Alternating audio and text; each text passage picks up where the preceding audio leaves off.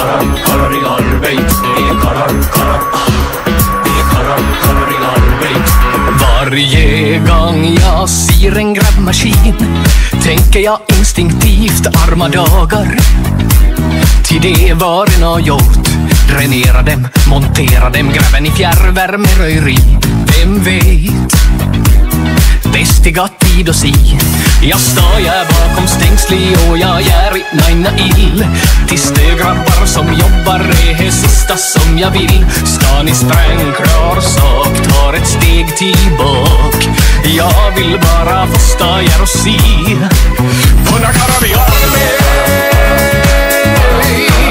Det rätar upp och gräver grop. Jag står och ser på alltihop. Jag kan vi arbet. För hela dagen vill jag bara se på karrar i arbete. Karrar i arbete. Vi är karrar.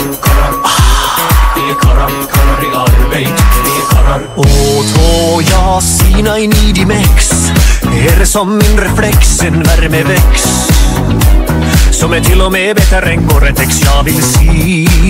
Då vindkraftsvingan drar förbi. Det med grövär än man någonsin ska kontroll. Färdig vibrera, forma, armera, pumpbil rullar in. Den behöver 14 kubik men ingen panik. Jag kommer bak i kaffepausin. Då pojkan var klar. Är jag Aceman kvar. Och då går jag in och si på gym. Och när karrar i arbete. Den vaskar guld i, lagar flis och kör med lastbilar på is. Säger karrar i arbete. För hela dagen vill jag bara se. Ta karrar i arbete. Vi är karrar. Vi är karrar i arbete. Vi är karrar i arbete.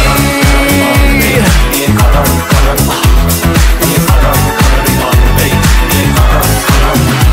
Om du fäller ett trä i skogen men inte någon sira ske, då får man nog befunda hur du hänt faktiskt är det. Fast tiderna förändras måste nog ha varit så att den byggd pyramiden står en gud på sådan gå.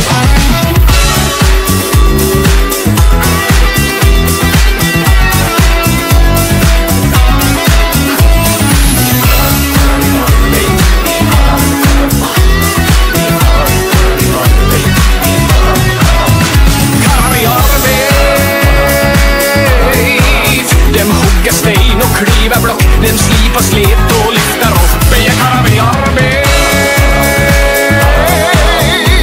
För hela dagen vill jag bara se på karrar i arbete.